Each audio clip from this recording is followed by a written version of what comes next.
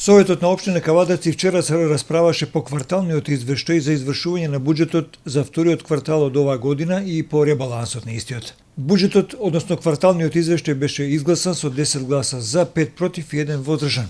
Во расправата негативно по извештајот се произнесе опозицијата, нагласувајќи дека истиот е исполнителен само кај ставката плати за вработените во општинската администрација, додека капиталните расходи се на ниско ниво.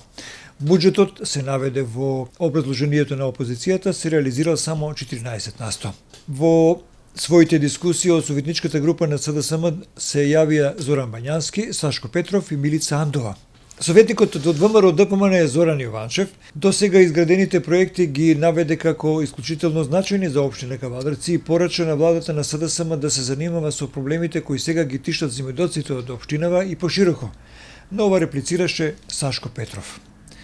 Градоначалникот Александар Панов наведе дека додека општините не добијат финансиска децентрализација, буџетските планирања ќе бидат вакви какви што се.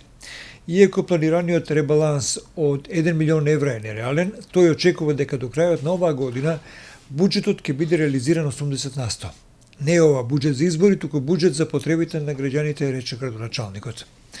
На оваа седница Советот донесе одлука поврзана со урбанистичките планови, односно плански документации, како и за распределување на финансиски средства од буџетот. Инаку за програмата за Тиквешкиот гроздобер, кој ова година ќе се одржи на почетокот на месец септември според планирањата, не се донесе никаква одлука. За ова манифестација ќе се расправа на наредната средба на Советот на општина Кавадарци, закажана за 27 јули, бидејќи советниците од СДСМ побараа програмата да биде образложена од страна на представник на самиот организатор. Градоначалникот Панов ги повика кавадарчани, сите оние кои имаат идеи и предлози новини за Тиквешкиот гроздобер, да се сретнат со него и да разговараат за тоа.